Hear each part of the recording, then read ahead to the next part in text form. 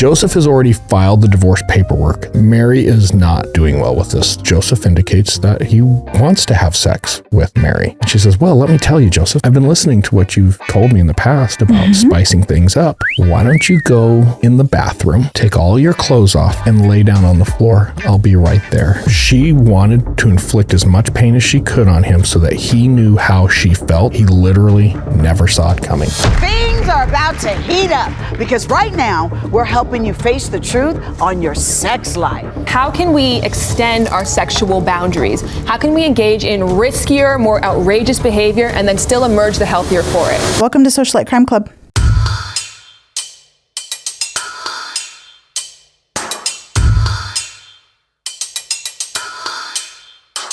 What kind of smart things will you be telling socialites today? You know, sometimes men just say stupid shit. That's it? That's all I've got this week. This episode is going to be one of those episodes we're going to change names. I wasn't going to originally, so I want to explain this going into this. Okay. So that people at home can kind of understand. We're going to make some light of this case. Okay. It is a serious case, but there's a lot of fun we could have with this case a little bit, and I decided I'm going to. But I actually felt bad as I started researching and getting where are they now? Yes. They've moved on. They both probably made some dumb decisions when they were young. They're much older now. So this is a couple's case. It's a couple case. And I just didn't feel right like exposing all their bad decisions as kids or young adults. Sure. So we're going to change the names to give them a little bit of anonymity there if you're good with that. But to be clear, we're not justifying anything that they did. It's just we understand that people grow, they move on, and sometimes just make terrible decisions. I'm just going to let the audience decide if it's justified or not. Maybe there will be some people that can really relate to it, I guess. Yeah. It's a 2007 case. Okay. It is out of Gilbert, Arizona. Once again, like I said, very young couple. Presumably everybody's doing better now. So let's allow them to move on. But at the same time, maybe some of our socialites can learn a really good lesson from this case. Sure. So I decided, you know what, we are going to jump into this. I couldn't decide what to use for their names. Usually I try to find something unique about them as people when I change the names. Nothing was coming to mind. So we're going to call them Mary and Joseph. Oh, this will make for an interesting tale. Yes, Mary and Joseph. Mary's 23 at the time. Joseph is 26. And although they're young, Joseph has a good job. He's a hard worker. Purchased a house already. I think when he was 24, he bought his first house. Oh, wow. And it's not the fanciest house in town, but it's a house. It's their house. So as a young couple, they have a house.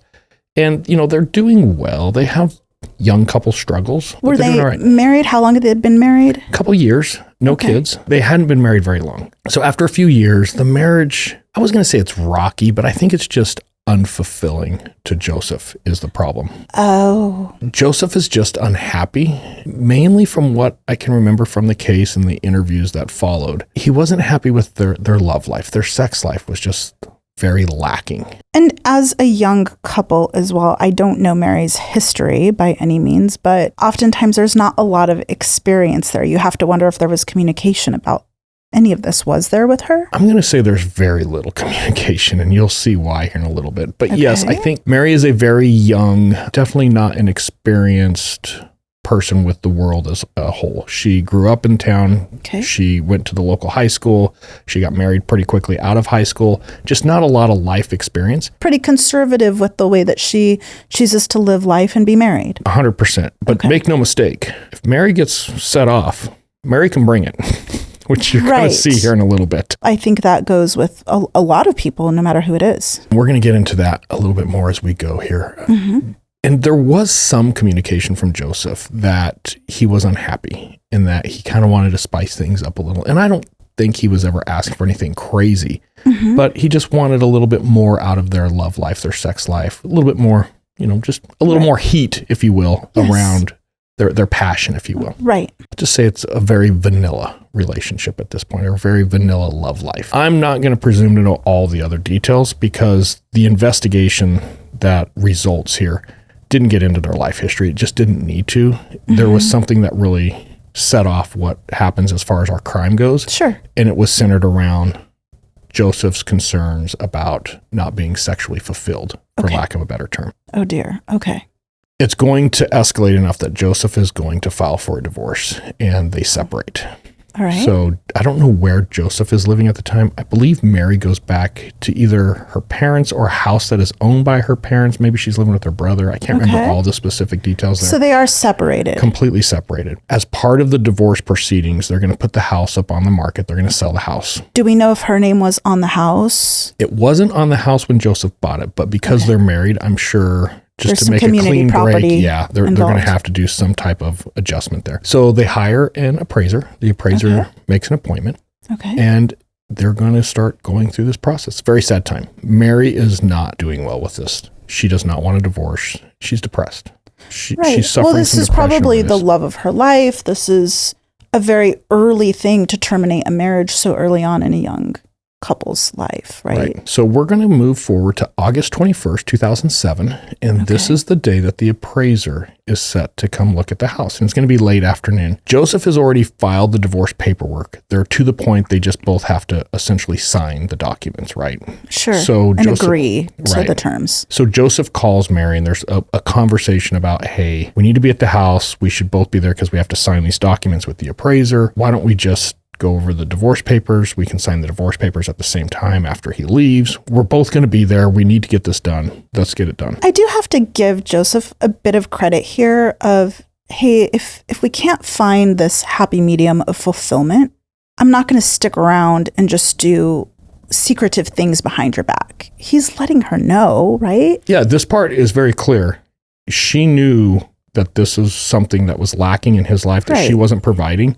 Okay. And it was a major piece of this divorce. I don't know why I needed to point that out, but it seemed like the fair thing to do. Well, and I think going back to what you were saying about communication, there is some communication. Now, I don't know how well that communication is being taken or received, if you will, but there is some communication. So everything goes as planned. The appraiser shows up, looks at the house, does his thing. He leaves. As soon as he leaves, Joseph and Mary sit down and they start going through the divorce paperwork. Mary's not taking this well. She's very emotional about it. She's crying. She's back in the house that they had, and it's probably empty by this time. She just signed papers on the sale of the house. Yeah. They're signing the divorce paper. It's very final, right? Right.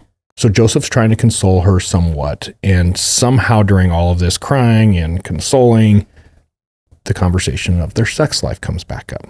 Okay. As it goes more and more about their sex life, Joseph indicates that he wants to have sex with Mary. In the future, or... Right then and there. He just likes having sex with her. He still likes, yeah, he would like to have sex with her. And Mary kind of takes this back a little bit and says, well, you don't want to get the divorce? You want to stay together then? In her mind, this is him telling her, let's see what we can do to work this out. Right. Joseph responds with, oh, no. I still want to divorce you. I don't want to live with you. But I'll have sex with you anytime you want. Oh, Joseph. Yeah, don't say that. Oh, Joseph and Mary.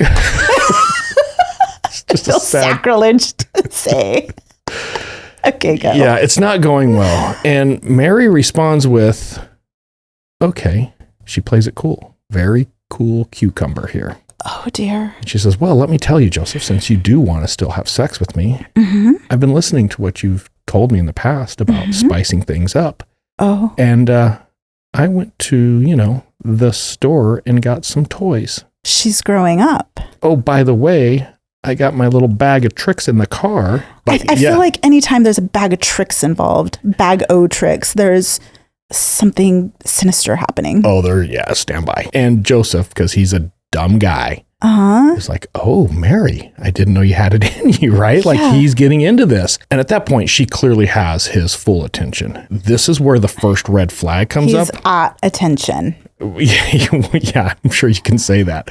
But this is the first red flag that Joseph probably should have thought, hang on.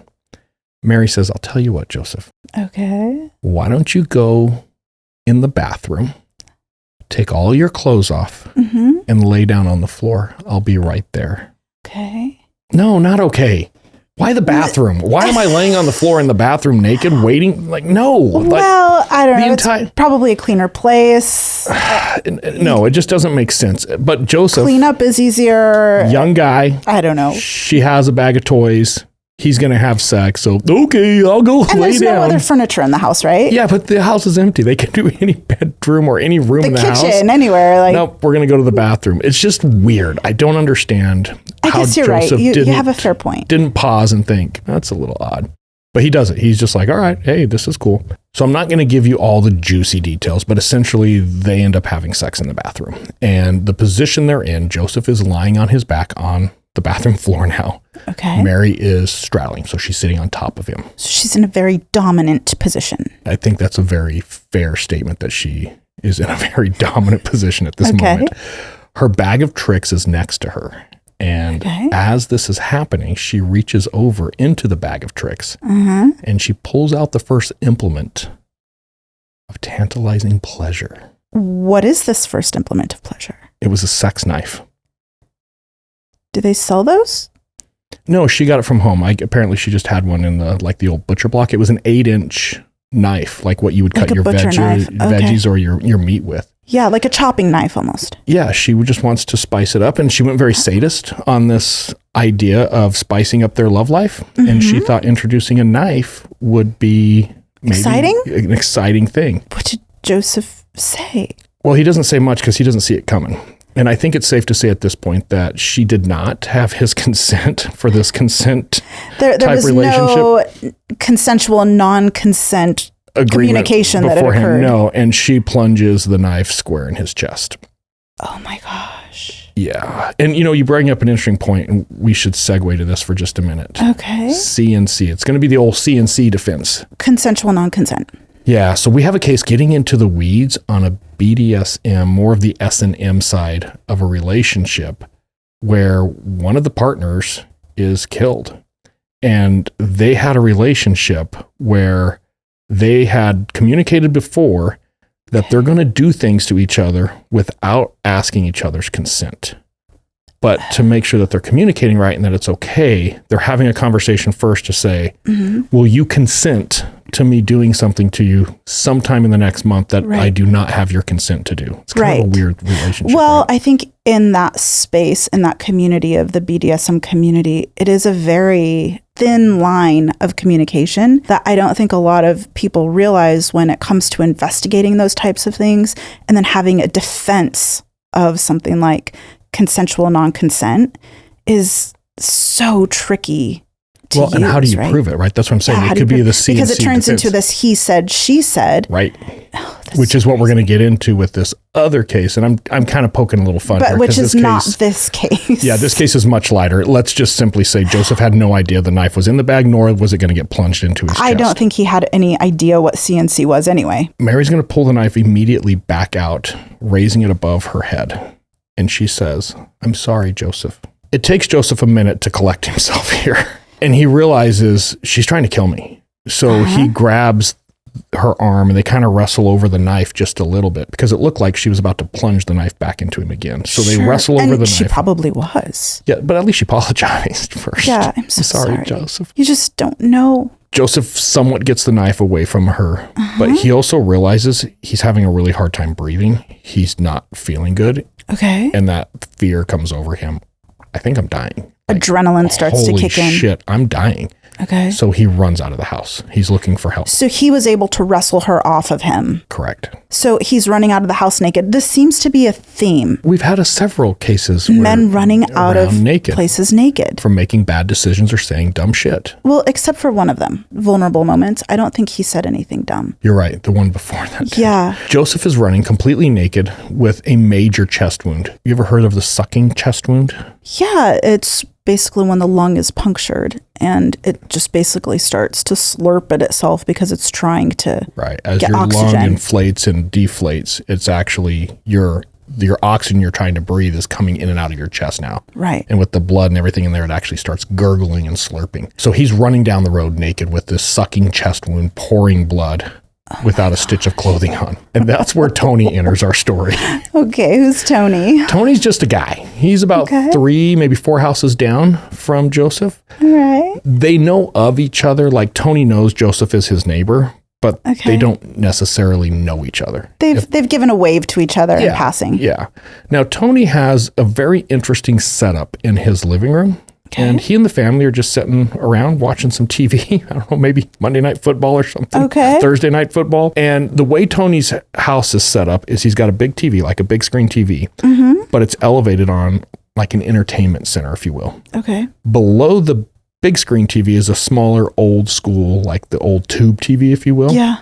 And it's not the worst neighborhood. It's not the best neighborhood. And Tony has some surveillance cameras around his house. Okay. So what he's done is he's actually wired those surveillance cameras to always be on the small TV under the big TV. So as the family's sitting around watching Thursday Night Football on the big screen, there's some movement on the surveillance they see cameras. some type of movement on those small Was that a squirrel? TV, and Tony thinks, that's a naked guy bleeding, running up to our front door. And about that time, they hear this pounding at the door. Tony jumps up, opens the door, and as he does, Joseph collapses, just goes down right there. Oh my gosh. Luckily for Joseph, Tony's wife is a nurse. It's going to be one of the things that actually saves Joseph's life. She immediately starts rendering aid. Call 911. He's transported. He's going to be okay, but he does have a collapsed lung, which is where we have the sucking chest wound. Okay. He's going to make a recovery, so don't worry too much about And Joseph. Mary's at the house cleaning up in the bathroom? Mary runs. She's gone. She's like, I'm out. Did she collect all her stuff, her bag of tricks? Yeah, most of the bag of tricks was gone. I don't know what all was in the bag of tricks because I never saw it. Oh, that's disappointing. Only just what Joseph. That's the one thing you're disappointed in. Yeah. The blood stains were definitely there. She did not try to clean up any of the blood or the blood going out of the house or down the road. She's also not a very good fugitive because she just went back home. That was her hiding place. And she parked her car out front. So it didn't take long. and had a Pop-Tart. Yeah, it didn't take long to find her. I want to go back to Tony, though, because the local news and the local newspapers are interviewing Tony because this is a big story, right? The naked guy running down the street. And Tony says, I ain't never seen no naked man run up to my house bleeding before. You know what I mean? Okay. All right, Thanks, Tony. Yeah, Joseph is at the hospital. He's going to make a full recovery, other than he's probably missing a little bit of his lung. But all in all, he's going to recover, all right? We processed the scene. Okay. There's not a lot to the scene. The house is pretty much empty, other than you can see where shit went down in the bathroom. To your dismay, I can't tell you what all was in the bag of tricks. It may have been nothing other than the knife. Okay. I don't know. Mary's gone, but like I said, she just ran back home to where she was staying. So Joseph gave us the address. We drove over there. There's the car. We knock on the front door. Mary answers the front door like nothing's happened. Was there anyone else at the house? I don't recall, but she was very nice. She's like, hello, officers. Very cooperative. And they, hey, Mary, by any chance, do you know why we're here? Probably because I stabbed my husband in the chest. Yeah, that's She just fully admits. 100%. She owns it from the get-go. Okay. So yeah, Mary, that's why we're here. That's a really good guess. Okay. Now, did they ever actually sign divorce papers at that point? Or No, I think the divorce papers were still in the house, if I remember right, when we served the warrant. Okay. Mary's obviously arrested. She's transported to the police department. There's an interview, and I remember watching the interview. One of our female detectives was interviewing her, doing an excellent job. Okay. And is really trying to elicit that emotion, like, okay, Mary, we get that you stabbed your husband. Sure. Why? And the reason we have to go down this with the interview is this self-defense? Is there something we're not catching? Is there something that we should be aware of that we don't know? And she starts to explain this consoling that's happening where Joseph is hinting around to wanting sex. Okay. She agrees to have sex and then questions, so this means you want to get back together. And Joseph tells her bluntly, no, I don't want to be married to you. I don't want to live with you. I just want to have sex with you. Which probably enraged her. It sounds like he has said this a couple times, something similar in the past as well. And she was very clear. It hurt. It physically hurt me when he says things like that. And I wanted him to feel the same pain that I felt. You know, and I believe her. I say that because we've had other women assaulters say this. Chasey. Right. Episode 9. Let's talk about it. And Marissa from Hammerside. Episode 4. But I didn't get the same truth vibe from them. They were full of shit. Like they were trying to conceal the fact they were trying to kill somebody. She owns it. Well, and they also had some motive, right? With financial gain behind what they did. Mary, in this case, she didn't have that same financial motive. Selling a house at that age, there's not a lot of equity to gain out of the house that would be worth killing for. It was very clear. She only planned up to the point of putting the knife in his chest. She was mad at him. Yeah, but she didn't care what happened afterwards. Yeah. It is what it is. If I got to go to prison, I'll go to prison. Yeah, and that's what I'm saying. I do believe her that she just wanted to make him feel the same pain she felt at an emotional level. I want to hit on something here because we've had this come up on a couple cases. We're going to have other cases that are going to come out. One thing that really disturbs me, because we talk about a lot of screwed up stuff on this podcast. Yeah. Thanks for hanging out with the socialites. Yeah. You're sticking with us. Good job. Yeah. I think the one thing that really, really disturbs me when I look back on a lot of these cases is the ability of a loved one or a lover or a spouse to look their spouse in the eyes and have a normal conversation knowing I'm about to kill you. And we've had a lot of these cases where we do need to look at the premeditative nature of what has actually happened. And some of these premeditative conspiracies or things that we have to start figuring out and look at are from really dark places that have religious undertones, that not only carry religious undertones, but that also carry a lot of manipulative prowess that I think these suspects use other people around them to help them in their process. And right? I know the case you're talking about. We haven't figured out how to do that case justice yet. It's such a good case. It's coming one day. I promise you it's coming. But it's going to be good. It's complex. It's very, very complex. But to your point, you're right. He used religion and friends and power and money and sex to control and manipulate everybody around him. Yeah. All the while convincing his wife that he was her partner, somebody she could trust. And his intention was to kill her the entire time. Yes. I've got to be honest, even though Mary just owns it, so it seems like it's not as harsh, what's coming out in the interview is actually really frightening. She had thought about it. She put a knife in a bag. She had the backstory of let's have sex. Let's go in the bathroom. You know why? Tile. They had tile in the bathroom and she didn't want to get blood on the carpet because they're trying to sell the house. Yeah. That's just it would be so crazy. disrespectful to him. Yes, but she thought about this beforehand, put the knife in the bag, came over there, waited for the appraiser to leave, starts this conversation about signing the divorce papers. He bites into her being really sad. The sex thing comes up.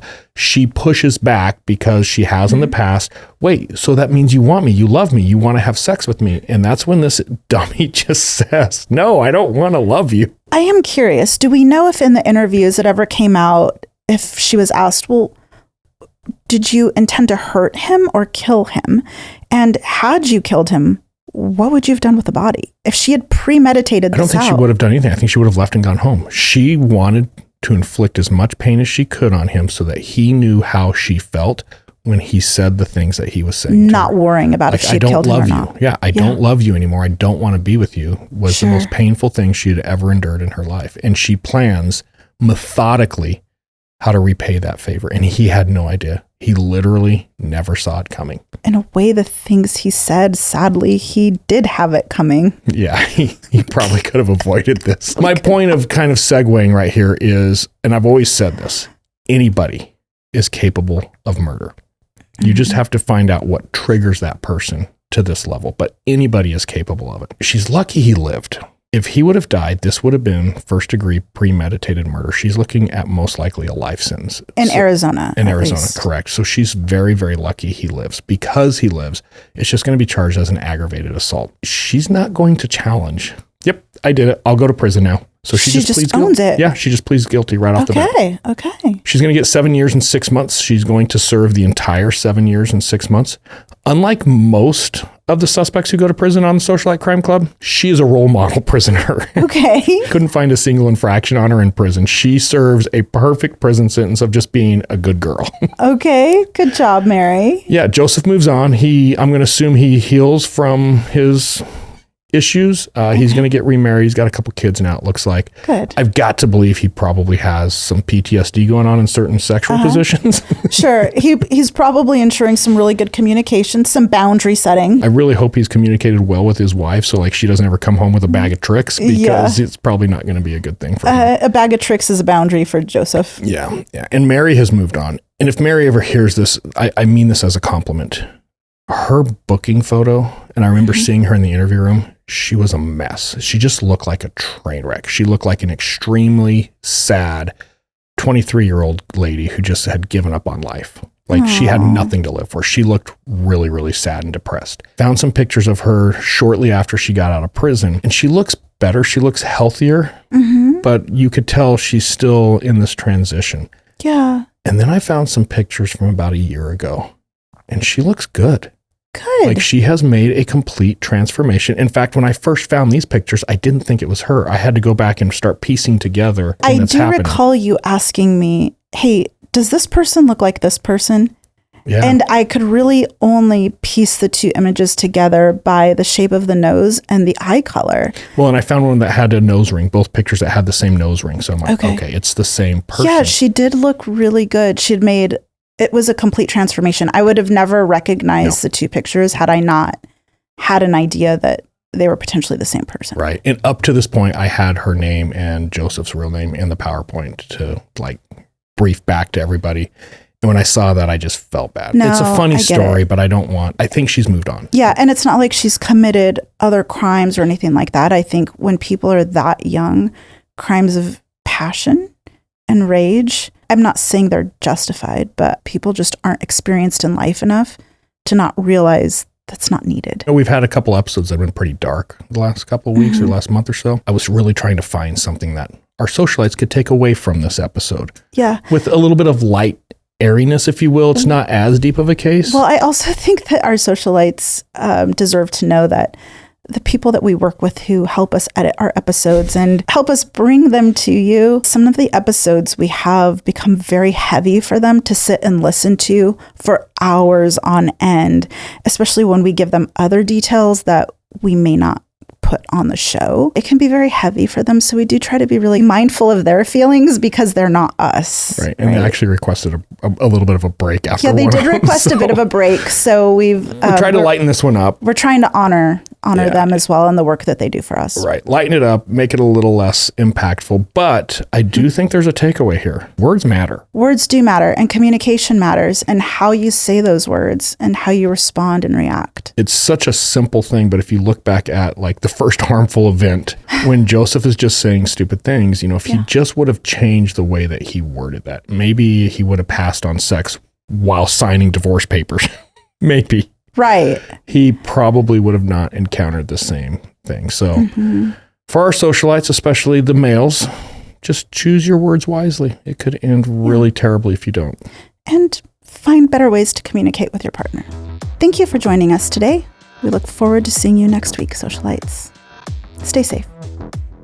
The grass is dead. It looks like something got poured out massively and it's just killing all the grass. And you see these beakers and the Bunsen burner and all the glass that you do these chemistry experiments in littered all over the property. They have the local sheriff show up and execute this search warrant, and they come across one of the largest meth labs in Arizona's history. The shipments have been very busy.